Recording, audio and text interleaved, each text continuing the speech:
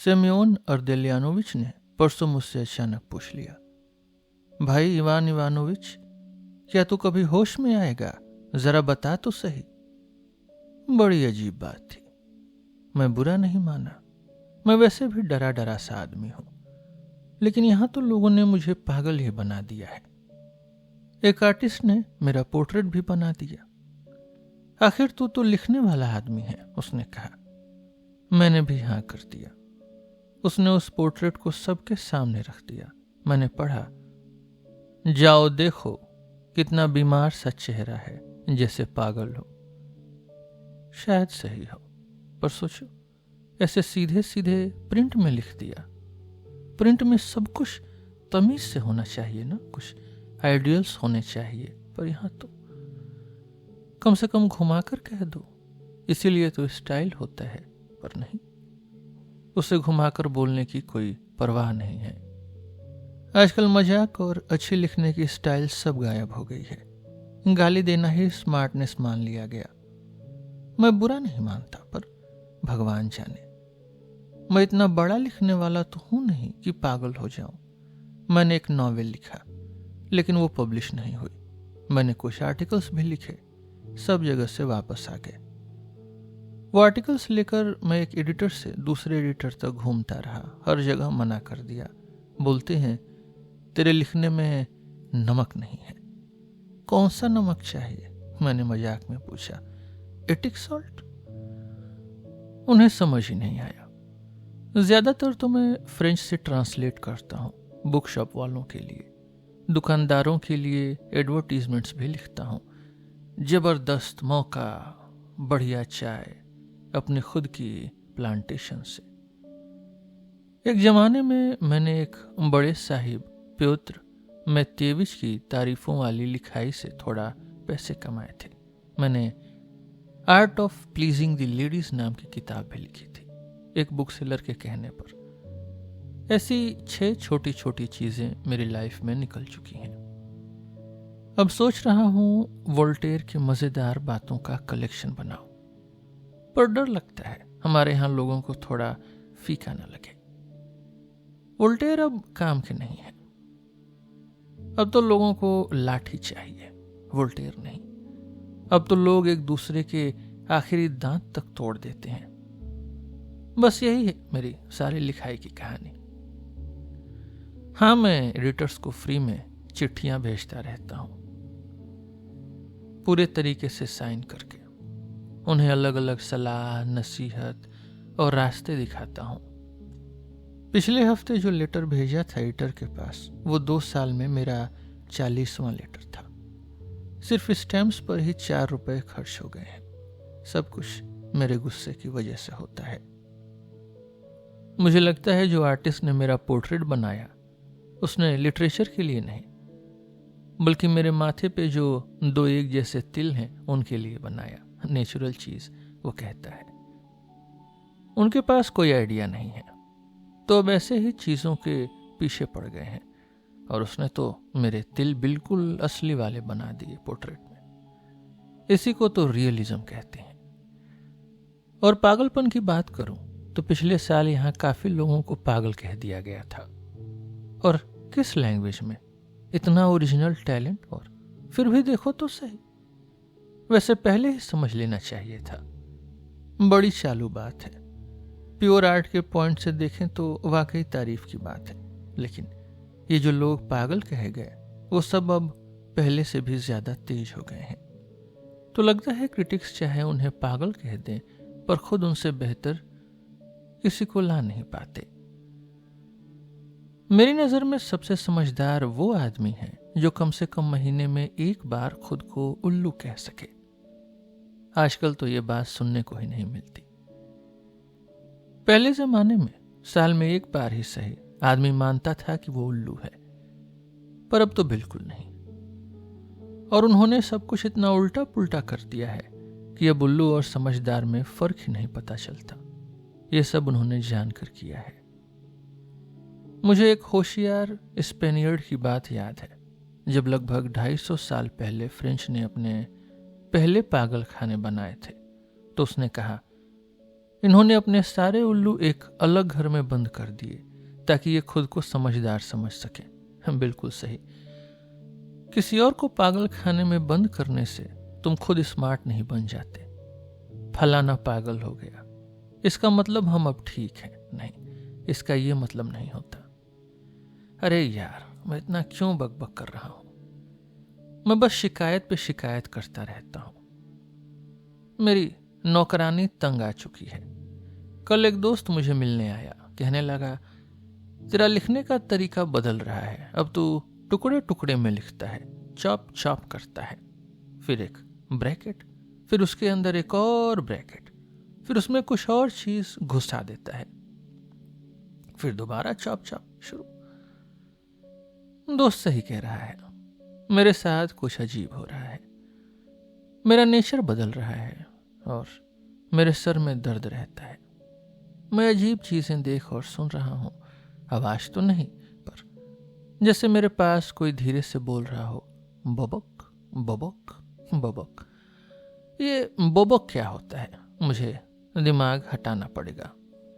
मैं घूमने निकला तो एक फ्यूनरल मिल गई, दूर के रिश्तेदार का, लेकिन वो एक बड़ा अफसर था, कॉलेजिएट काउंसलर था। एक विडो और उसकी 5 बेटियां, सब शादी की उम्र की लड़कियां। सोचो, सिर्फ उनके स्लीपर्स तक चलाने में कितना खर्च आता होगा। उनके बाप संभाल लेते थे, पर अब तो एक छोटी सी पेंशन ही बची है। अब उन्हें बड़ी नम्रता से जीना पड़ेगा। वो लोग मुझे हमेशा ठंडे तरीके से मिलती थी और मैं आज भी उनके फ्यूनरल में न जाता अगर एक अजीब वजह न होती। मैं बाकी लोगों के साथ कब्रिस्तान तक गया। उनका रहना बोलना बड़ा ही ऊपर वाला था। मुझे दूर रखते रहे। मेरी यूनिफॉर्म भी थोड़ी पुरानी लग रही थी। लगता है 25 साल हो गए थे मुझे यहां आए। कितनी बेकार जगह है। सबसे पहले तो स्मेल। 15 लाश गाड़ियां थी, सबके कपड़े अलग अलग महंगाई के। 2 बड़े कैटाफ्लॉक्स भी थे, एक जनरल का और एक किसी लेडी का।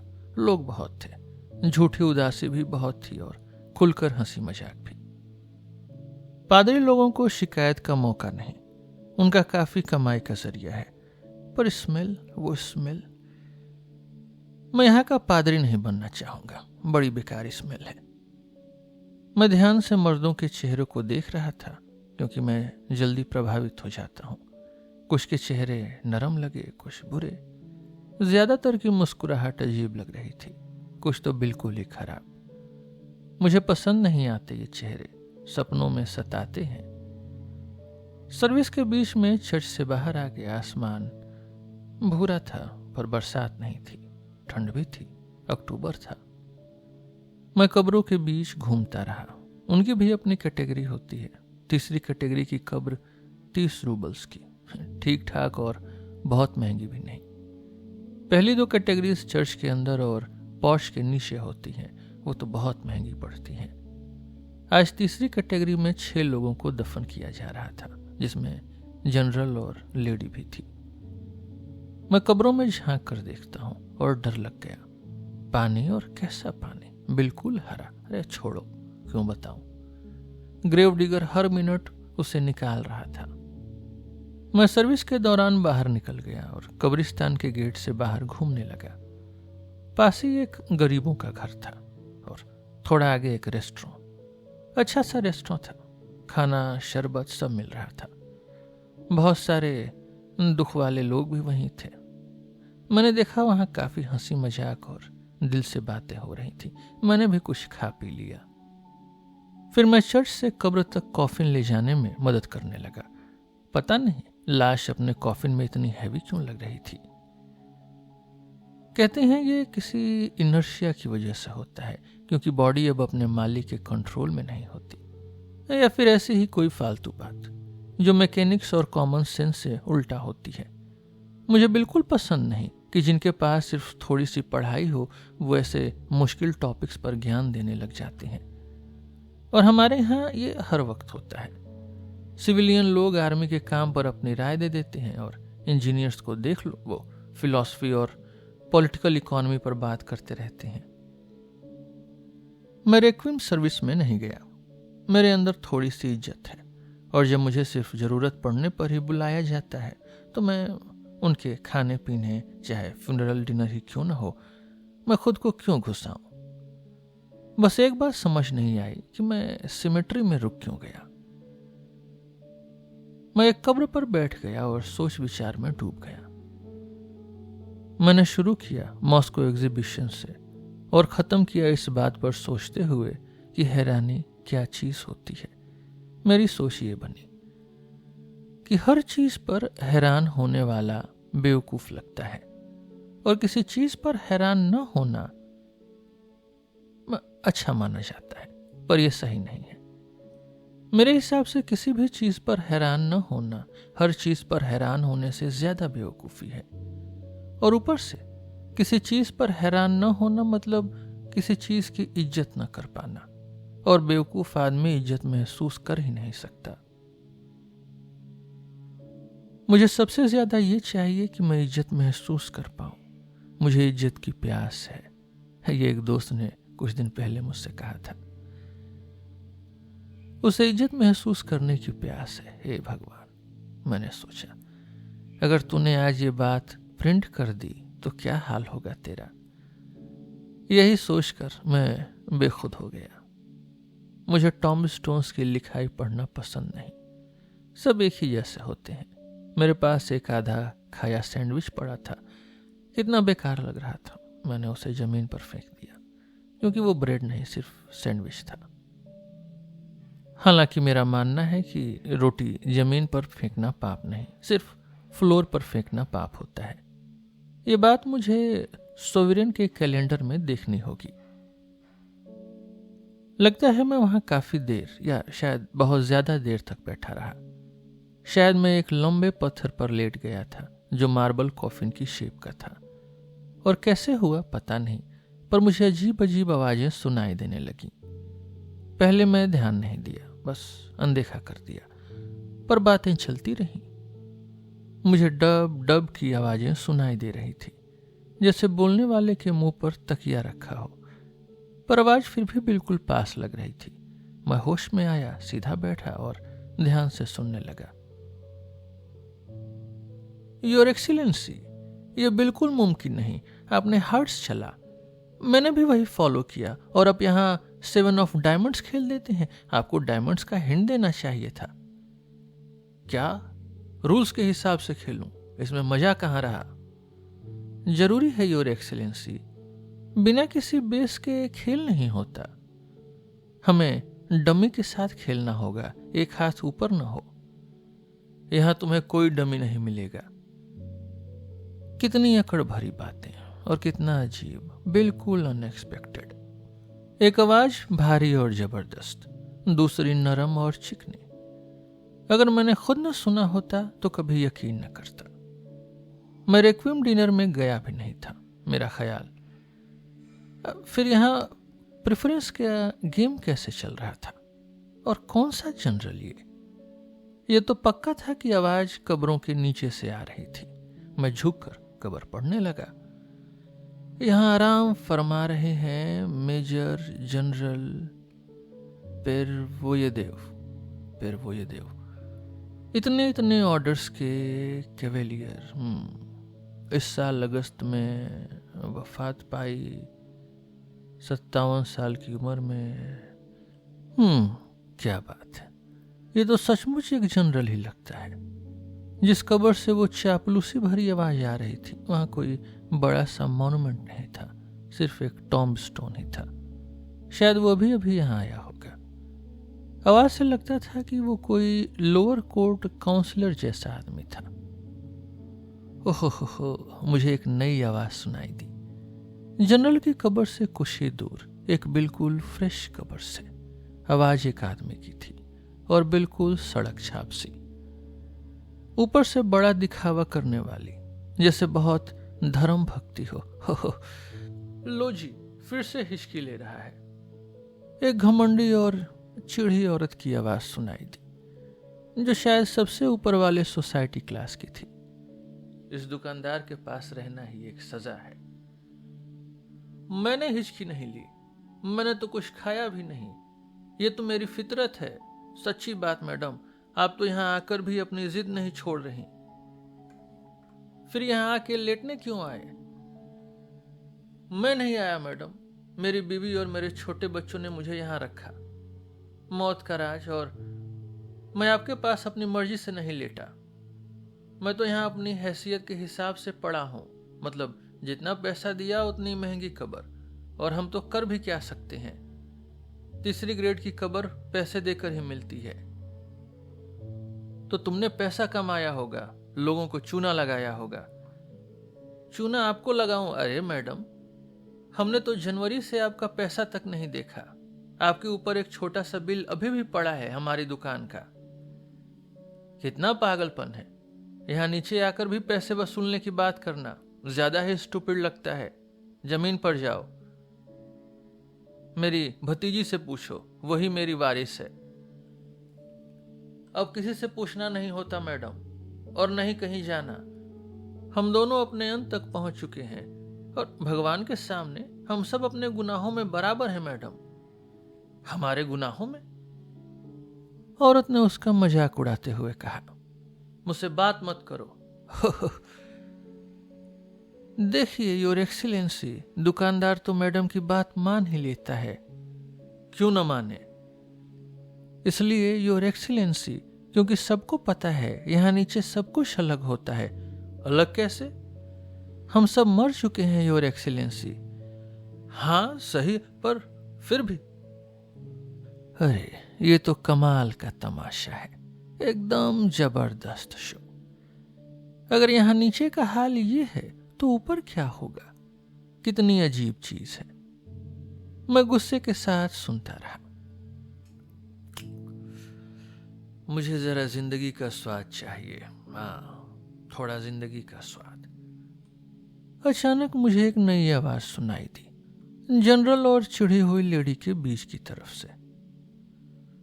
सुन रहे हैं योर एक्सीलेंसी, हमारा दोस्त फिर से वहीं शुरू हो गया। 3 दिन चुप रहता है, फिर बोल पड़ता है कि मुझे जिंदगी का स्वाद चाहिए, और वो भी इतनी हिचकी जैसे भाव से। और कितनी बेवकूफी। वो पकड़ लेते हैं उनको योर एक्सीलेंसी। देखिए, उन्हें नींद आ रही है, बिल्कुल अप्रैल से यहीं पड़ा है, और फिर एकदम जिंदगी का स्वाद चाहिए। थोड़ा बोर बोर लगता है, जनरल ने कहा। हाँ योर एक्सीलेंसी, क्या फिर से अवधूतिया इग्नातियवना को छेड़े? नहीं नहीं, जाने दो। मुझे उस लड़ाकू औरत से नफरत है, और मुझे तुम दोनों से। उस लड़ाकू औरत ने घमंडी आवाज में चिल्लाकर कहा, तुम दोनों बदतमीज हो, और मुझे कोई अच्छी आइडियल बात नहीं बताते। मुझे एक छोटी सी कहानी पता है आपके बारे में योर एक्सीलेंसी। मुंह मत फुलाइए। कैसे एक नौकर ने आपको एक शादीशुदा कपल के बेड के नीचे से झाड़ू लगाकर निकाला था। गंदी औरत, जनरल ने दांतों में से कहा। अवधूतिया इग्नातियवना मैडम, दुकानदार फिर से रोती हुई आवाज में बोला। मेरी भोली लेडी, गुस्सा मत करिए, पर बताइए, क्या मैं अभी किसी अजाब से गुजर रहा हूं या कुछ और हो रहा है? देखो, फिर शुरू हो गया। क्योंकि इसमें से स्मेल आ रही है, इसका मतलब ये पलट रहा है। मैं पलट नहीं रहा मैडम, और मुझसे कोई खास स्मेल भी नहीं आ रही, क्योंकि मेरा शरीर अभी तक ठीक है, जैसा होना चाहिए। आप तो खुद बिल्कुल बदबू से ऊपर हैं। स्मेल तो इतनी खराब है कि यहां भी नसीब में नहीं आती। मैं तो बस तमीज की वजह से कुछ नहीं बोल रहा। अरे तुम घटिया आदमी, खुद बदबू मारते हो और मेरे बारे में बोल रहे हो। ओहो, काश मेरा रेक्विम जल्दी आ जाए। मेरी बीवी की रोती हुई आवाज ऊपर से सुनो, मेरे बच्चों की हल्की सी सिसकारियां। किस बात का शोक मना रहे हो? वो लोग तो फ्यूनरल वाली खीर खाकर घर चले जाएंगे। ओह, काश कोई तो जाग जाए। अवधूतिया इग्नातियवना, वो गवर्नमेंट क्लर्क ने धीरे से कहा, थोड़ा रुक जाइए, नए लोग अभी आएंगे। उनमें कोई जवान भी है क्या? हाँ है मैडम, कुछ तो बिल्कुल लड़के ही हैं। अरे कितना अच्छा होगा। क्या अभी तक उन्होंने बोलना शुरू नहीं किया? जनरल ने पूछा। जो परसों आए थे उन्होंने अभी तक कुछ नहीं बोला, योर एक्सीलेंसी। जैसे कि आप जानते हैं, कभी कभी ये लोग एक हफ्ते तक कुछ नहीं बोलते। अच्छा हुआ कि आज, कल और परसों तीनों दिन एकदम से बहुत सारे लोग आ गए, वरना यहाँ तो पिछले साल के ही लोग 70 फीट तक सब पुराने ही थे। हाँ, ये इंटरेस्टिंग होगा। बिल्कुल योर एक्सीलेंसी। आज ही तेरेस्वेज को दफनाया गया है, जो प्रीवी काउंसलर था। मैं आवाजों से समझ गया था। मैं उसके भतीजे को जानता था। अभी भी कॉफिन नीचे उतारने में मदद की उसने। तो वो कहाँ है? बस 5 कदम दूर है योर एक्सीलेंसी, आपके बाएं हाथ पे, बिल्कुल आपके पैरों के पास। आप उनसे मिल लो योर एक्सीलेंसी। नहीं, मैं खुद पहले आगे बढ़ने वाला नहीं हूं। वो खुद ही शुरू करेगा योर एक्सीलेंसी, उसको अच्छा लगेगा। मुझ पर छोड़ दीजिए योर एक्सीलेंसी। मैं मेरे साथ क्या हो रहा है? एक नए आदमी की डरी हुई आवाज आई। नया बंदा आया है योर एक्सीलेंसी, नया आया है, भगवान का शुक्र। और कितनी जल्दी बोल पड़ा। कभी तो एक हफ्ते तक कुछ नहीं बोलते। मुझे लगता है ये कोई जवान है, अवदोत्या इग्नात्यवना तेज आवाज में बोली। मैं ये कॉम्प्लिकेशन था ये, और सब कुछ एकदम से हो गया। उस जवान ने फिर बोला। बस शाम को स्कल्ज ने कहा था कुछ कॉम्प्लिकेशन है, और सुबह से पहले ही मैं मर गया।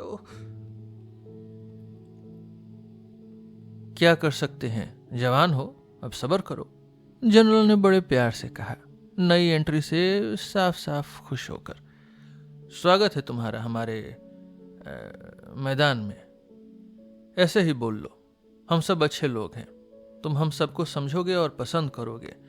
मैं मेजर जनरल वसीली वसीलिच पेरियोदेव हूँ, तुम्हारी सेवा में। नहीं, बिल्कुल नहीं, मैं तो स्कल्ज के पास था। मुझे कॉम्प्लिकेशन था, पहले से ही चेस्ट में तकलीफ और खांसी थी, फिर ठंड लग गई, लंग्स और इन्फ्लुएंजा, और एकदम से बिल्कुल अनुमान भी नहीं था। सबसे बुरा यह था कि सब कुछ इतना अचानक हो गया। तुम ठीक कह रहे हो, चेस्ट से शुरू हुआ था। गवर्नमेंट क्लर्क ने बड़े शांत तरीके से, नए आदमी समझ सके इसलिए उससे पूछा। हाँ, चेस्ट में, फिर कटरा था, फिर कटार चला गया, फिर चेस्ट फिर भी खराब रहा, सांस नहीं आती थी, और आप समझ रहे हैं। समझ गया, पर अगर चेस्ट का प्रॉब्लम था तो तुम्हें एके के पास जाना चाहिए था, सल्ज के पास नहीं। मैं सोच ही रहा था कि बोटकिन के पास जाऊं, पर एकदम से। बोटकिन तो बड़ा महंगा है, जनरल ने कहा। ओ नहीं, वो बिल्कुल मना नहीं करता। सुना है वो बहुत ध्यान देता है और पहले से ही बता देता है सब कुछ। हिज एक्सीलेंसी पैसे की बात कर रहे हैं, गवर्नमेंट क्लर्क ने सुधारा। ऐसा कुछ नहीं, सिर्फ 3 रूबल मांगता है, पूरा चेकअप करता है, प्रिस्क्रिप्शन देता है, और मैं उसके पास जाने के लिए काफ़ी एक्साइटेड था, क्योंकि सुना था। तो आप लोग बताइए, मुझे एके के पास जाना चाहिए था या बोटकिन के? क्या, किसके पास? जनरल की लाश मजा लेकर हंसी। क्लर्क ने भी पतली आवाज में हंस दिया। अरे प्यारे लड़के, प्यारे, कितना प्यारा है तू। अवदोत्या इग्नात्यवना खुशी से चीख उठी। काश ऐसे ही किसी को मेरे पास दफनाते। अब ये कुछ ज्यादा हो गया, और ये सब हमारे आज के जमाने के मरने वाले लोग हैं। पर मुझे अभी और सुनना चाहिए, बिना जल्दी से कुछ डिसाइड किए। जो नया लड़का अभी आया था, मुझे याद है, अभी कॉफिन में कितना डरा हुआ लग रहा था, एकदम मुर्गा जैसा चेहरा, सबसे अजीब एक्सप्रेशन। पर चलो आगे देखते हैं। लेकिन उसके बाद जो हुआ वो एकदम पागल खाने जैसा था। मुझे सब कुछ याद भी नहीं रहा। बहुत सारे लोग एक साथ जाग गए। एक ऑफिशियल सिविल काउंसलर जागा, और तुरंत एक नए सब कमेटी के प्रोजेक्ट पर बात करने लगा और नए नए अफसरों की पोस्टिंग शिफ्टिंग की बात हो रही थी। ये सब जनरल को बहुत इंटरेस्टिंग लग रहा था। सच बोलूं तो मुझे भी काफी नई बातें पता चली, इतनी कि मुझे भी हैरानी हुई कि शहर में सरकारी खबरें कैसे फैल जाती हैं। फिर एक इंजीनियर आधा जागा पर काफी देर तक सिर्फ उलझुल बकवास करता रहा, तो सबने उसे छोड़ दिया कि जब तक वो ठीक न हो जाए ऐसे ही पड़ा रहे। फिर वो बड़ी अमीर औरत जो सुबह की कैटअप फ्लेक के नीचे दफनाई गई थी, उसमें भी जिंदगी के कुछ निशान दिखने लगे। लेबेज़्यातनिको, जो वो चापलूसी करता लोअर कोर्ट काउंसलर था और जिसे मैं बिल्कुल पसंद नहीं करता और जो जनरल पेरियोदेव के पास ही पड़ा था, बड़ा ही एक्साइटेड हो गया और हैरान भी हुआ कि सब लोग इस बार इतनी जल्दी जाग रहे हैं। मैं भी हैरान था क्योंकि कुछ लोग तो 3 दिन पहले दफनाए गए थे, जैसे एक छोटी सी 16 साल की लड़की जो बस हंसी जा रही थी, पर उसकी हंसी अजीब और डरावनी थी। योर एक्सीलेंसी, प्रिवी काउंसलर तारास्विच जाग रहे हैं, लेबेज़्यातनिकोव ने बड़े ही जोश के साथ अनाउंस किया। क्या? प्रिवी काउंसलर एकदम जागकर बड़बड़ाते हुए बोला, जैसे बहुत चिढ़ गया हो। उसकी आवाज में गुस्सा और हुक्म चलाने वाला टोन था। मैं क्यूरियोसिटी से सुन रहा था क्योंकि कुछ दिन से मैंने तारास्विच के बारे में अजीब बातें सुनी थी जो हिला देने वाली थी। मैं हूं योर एक्सीलेंसी, अभी तक सिर्फ मैं। क्या मांग रहे हो? तुम्हें क्या चाहिए? बस आपकी तबीयत पूछ रहा हूं योर एक्सीलेंसी। यहाँ नए महल में हर किसी को पहले अजीब सा लगता है। जनरल पेरियोदेव आपसे मिलने की इच्छा रखते हैं और उम्मीद करते हैं। मैंने उनका नाम तक नहीं सुना। अरे योर एक्सीलेंसी, जनरल पेरियोदेव वसीलिच। क्या तुम जनरल पेरियोदेव हो? नहीं योर एक्सीलेंसी, मैं तो सिर्फ लोअर कोर्ट काउंसलर लेबेज़्यातनिकोव हूं, आपकी सेवा में। पर जनरल पेरियोदेव। बकवास, और मुझे अकेला छोड़ दो। छोड़ दो उसे। जनरल पेरियोदेव ने खुद अपनी चापलूसी करने वाले को रोक दिया। वो पूरी तरह जागा नहीं है योर एक्सीलेंसी, नया नया है ना सब कुछ उसके लिए। जब पूरी तरह से जाग जाएगा तो अलग रिएक्ट करेगा। छोड़ दो, जनरल ने दोबारा कहा। वसीली वसीलिच। अरे योर एक्सीलेंसी। एक बिल्कुल नई आवाज जोर से गुस्से में अवदोतिया इग्नातियोवना के बिल्कुल पास से चिल्लाई। आवाज में बड़ा ही एटीट्यूड था, आजकल के जमाने वाली स्टाइल और धीमी सी खींचतानी थी। मैं तुम सबको पिछले 2 घंटे से देख रहा हूं, याद है मुझे। वसीली वसीलिच, मेरा नाम क्लिनोविच है। हम वोल्कोनिस के यहाँ मिले थे, जहां तुम भी गेस्ट थे, पता नहीं क्यों। क्या? काउंट प्योत्र पेट्रोविच, सच्ची तुम? अरे तुम कम उम्र में? कितना बुरा लगा सुनकर। मुझे भी बुरा लगा, पर क्या फर्क पड़ता है। मैं तो हर जगह मजा लेना चाहता हूं। और मैं काउंट नहीं, सिर्फ बेरन हूं, एक बेरन। हम सब बस नकली बेरन हैं। पहले नौकर थे, कैसे बन गए मुझे कुछ पता नहीं और मुझे फर्क भी नहीं पड़ता। मैं बस एक ऐसा इंसान हूं जिसे सूडो एरिस्टोक्रेटिक सोसाइटी में चार्मिंग बदमाश कहते हैं। मेरे पापा एक छोटे से जनरल थे और मेरी माँ भी कभी बड़े लोगों के बीच आई थी। जीव जिफेल की मदद से मैंने पिछले साल 50,000 के नोट्स नकली बनाए और फिर उसी पर केस कर दिया, जबकि जूली शार्पेंटियर दे लुसिगेनो पूरा पैसा बोर्डोक्स ले गई। और सोचो, मैं तो शादी भी होने वाली थी एक लड़की से जो भी स्कूल में थी, अभी भी 16 से 3 महीने छोटी, 90,000 का दहेज के साथ। अवदोतिया इग्नातियोवना, याद है 15 साल पहले जब मैं 14 साल का था, तुमने मुझे कॉप्स डेस्पेजियस में फंसाया था।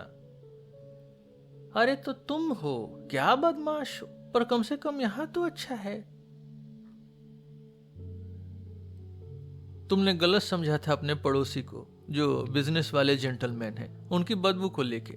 मैं चुप रहा, पर मैं हंस रहा था। बदबू तो मुझसे आ रही थी, मुझे ताले वाली कॉफिन में दफनाना पड़ा था। कितना बुरे हो तुम, पर फिर भी अच्छा है तुम यहाँ हो। यहाँ जिंदगी और मजाक की कितनी कमी है, तुम सोच भी नहीं सकते। बिल्कुल सही, बिल्कुल सही। मैं तो यहाँ कुछ नया शुरू करने वाला हूँ, योर एक्सीलेंसी। आपसे नहीं, पेरवोदेव नहीं, आपसे भी नहीं, दूसरे एक्सीलेंसी, तेरसविच, प्रिवी काउंसलर। सुनिए, मैं क्लेविनिश हूँ, जिसने आपको लेंट में मिले थे। हम फ्यूरी के पास ले गए थे, याद है आपको?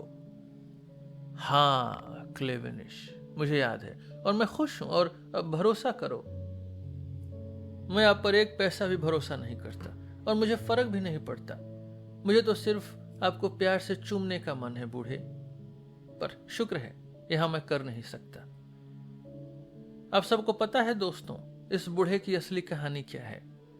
ये 3-4 दिन पहले मरा है, और सोचो, इसने गवर्नमेंट के पैसों में 4 लाख का घाटा छोड़ा है, जो विधवाओं और अनाथ बच्चों के फंड का पैसा था। इसके अलावा कोई भी उस पैसे का मालिक नहीं था, इसलिए 8 साल से इसके अकाउंट्स चेक ही नहीं हुए। अब सबके चेहरे का क्या हाल होगा, सोचो। कितना मजा आता है सोच के। मैं पिछले 1 साल से सोच रहा था कि एक 70 साल का बुरा बीमार आदमी ऐसे कैसे अपनी पुरानी आदतों में लगा रहा। अब राज समझ आया।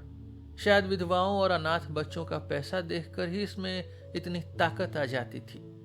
मैं पहले से जानता था, जूली ने मुझे बताया था, और जैसे ही मुझे पता चला, मैं ईस्टर वीक में दोस्ती दिखाकर इससे बोला, 25,000 दे दे, नहीं तो कल ही तेरे अकाउंट्स चेक हो जाएंगे। और सोचो, उसके पास सिर्फ 13,000 बचे थे। तो ऐसे समय पर मर जाना सही रहा। बूढ़े बूढ़े, सुन रहे हो? चेयर क्लेवनिच, मैं तुमसे पूरी तरह से सहमत हूं, और जरूरत नहीं थी इतनी डिटेल में जाने की। जिंदगी इतनी दुख भरी और परेशानी से भरी है, और उसके बदले में मिलता कुछ नहीं। तो मैंने सोचा अब आखिर में चैन मिल जाए, सुकून, और यहां भी जितना मिल सके ले लूंगा।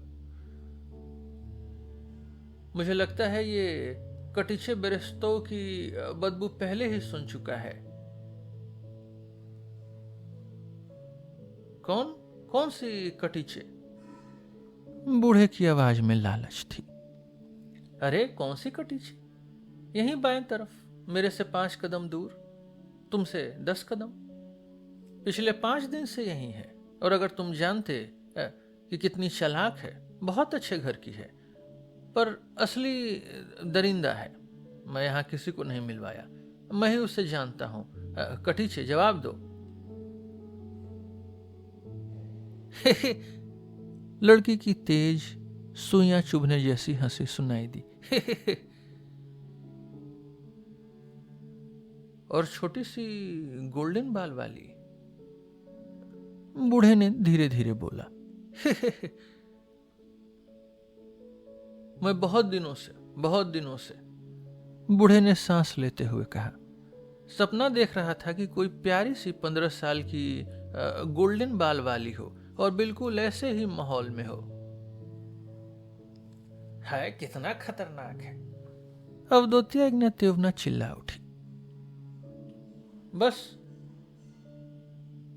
क्लिनेविच ने डिसाइड कर लिया।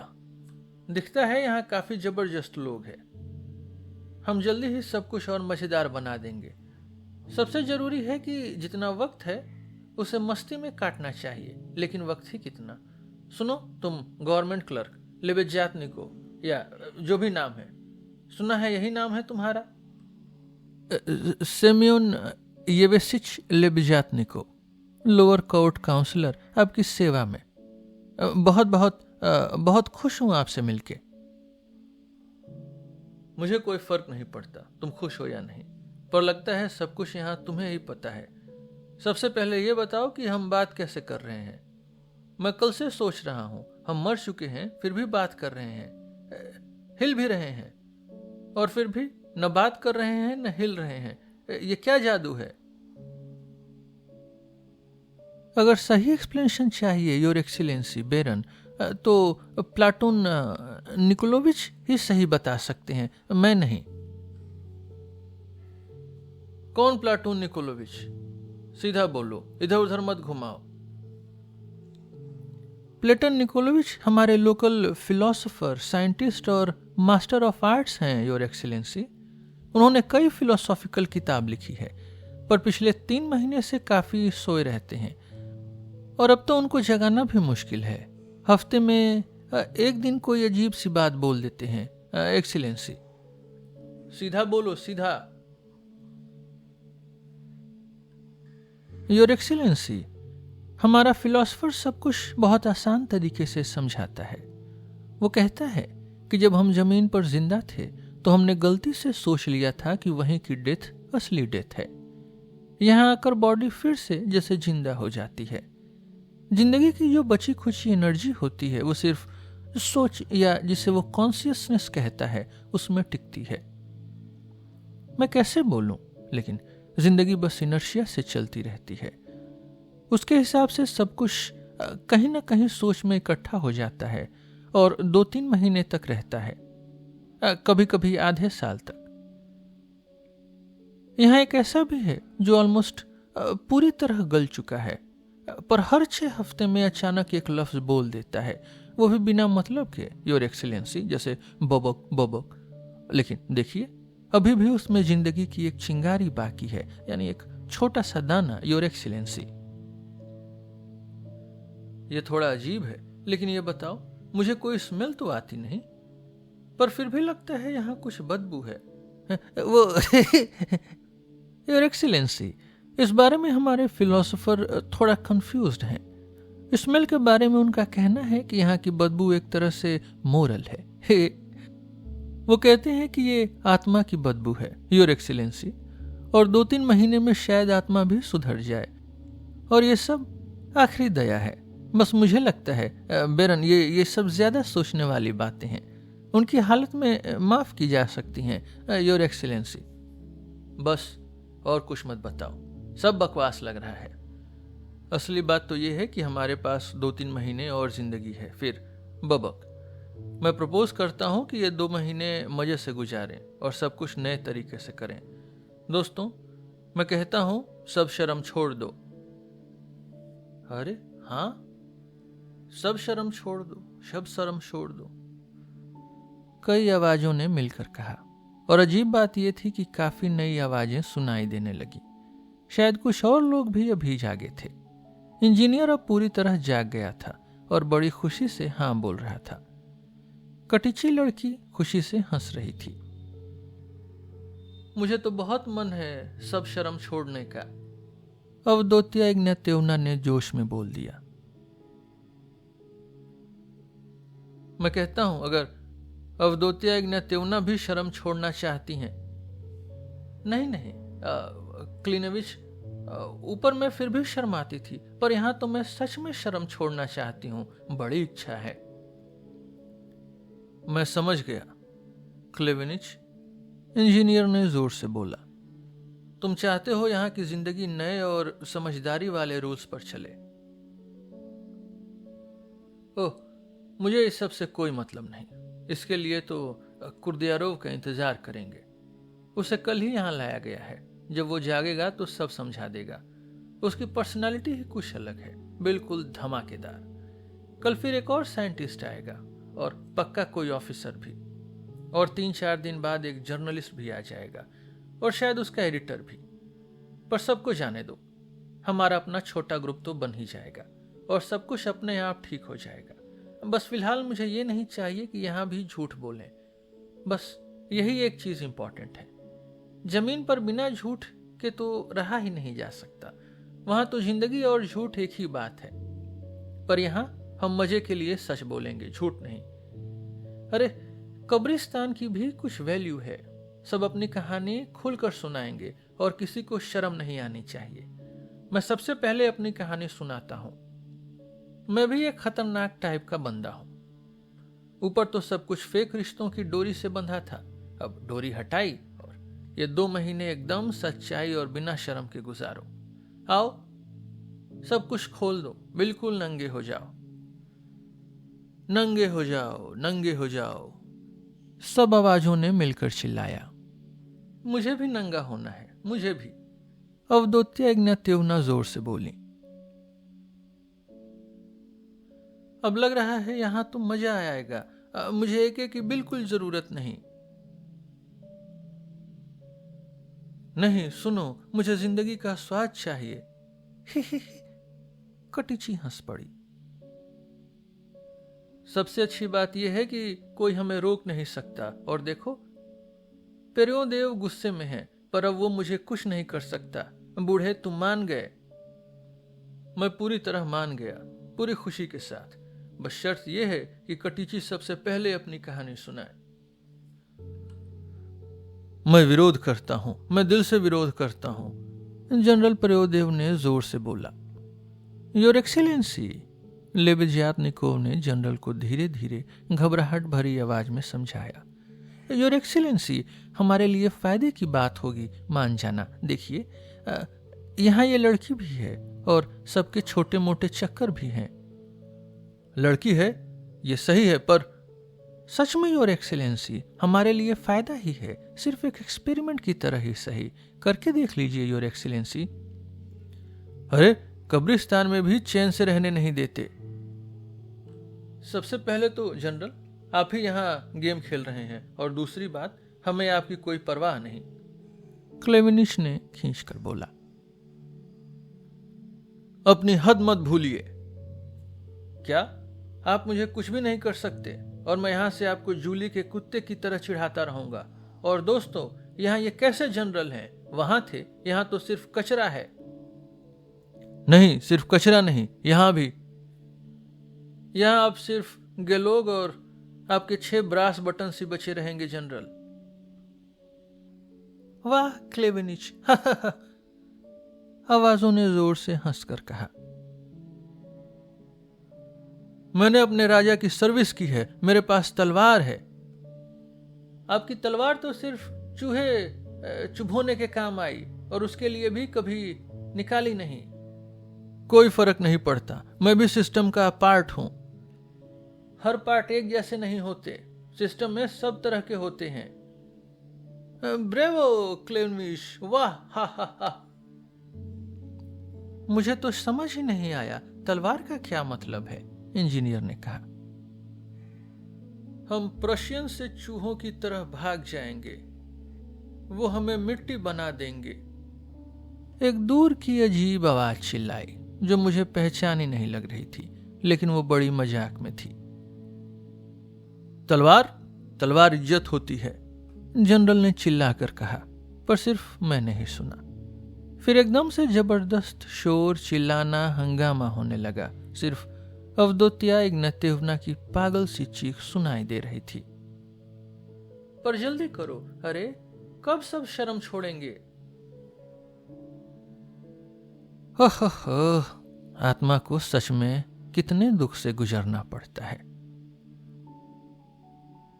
सड़क छाप वाले आदमी की आवाज सुनाई दी और यहीं मैं अचानक छींक दिया, बिल्कुल अचानक और बिना सोचे समझे। पर उसका असर जबरदस्त था। सब एकदम चुप, बिल्कुल वैसे ही जैसे कब्रिस्तान में होता है।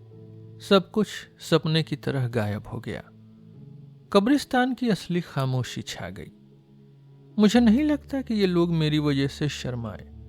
उन्होंने तो सब शर्म छोड़ने का ही डिसाइड किया था। मैं 5 मिनट तक वहीं खड़ा रहा, न कोई आवाज, न कोई हरकत। ये सोच भी नहीं सकते कि ये लोग पुलिस से डर गए। पुलिस इनका क्या बिगाड़ लेती? शायद इनके पास कोई ऐसी बात थी जो जीते जागते लोग समझ नहीं सकते, जिससे ये सबसे छुपाते हैं। तो भाइयों, मैंने सोचा मैं फिर आऊंगा, और ये सोचकर मैं कब्रिस्तान से बाहर आ गया। नहीं, मैं ये मानने को तैयार नहीं हूं। नहीं, बिल्कुल नहीं। ये बोबोक वाला मामला मुझे तंग नहीं करता। बस यही बोबोक का मतलब था। ऐसी जगह पर भी गंदगी, आखिरी इच्छाओं की भी गंदगी, सड़ चुके शरीरों की भी गंदगी, और वो भी आखिरी समय तक, जब तक होश बाकी है। वो लम्हे उन्हें मिलते हैं, उन पर दया की जाती है, और सबसे बुरा, ऐसी जगह पर नहीं, मैं ये नहीं मान सकता। मैं दूसरी कब्रों पर जाऊंगा, हर जगह सुनूंगा, पक्का हर जगह सुनना चाहिए। सिर्फ एक जगह से तो पूरा सच पता नहीं चलेगा। शायद कहीं कुछ ऐसा सुनने को मिले जो तसल्ली दे।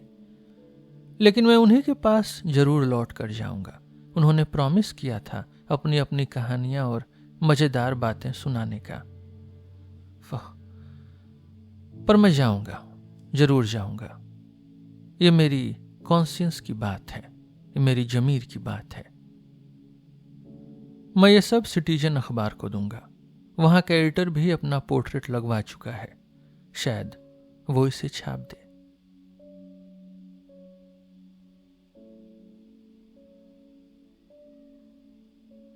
आज के लिए बस इतना ही। हम फिर मिलेंगे आपसे एक नए एपिसोड में एक नई कहानी के साथ। मेरा नाम है रोहित और आप सुन रहे थे सिलेबस विद रोहित। धन्यवाद।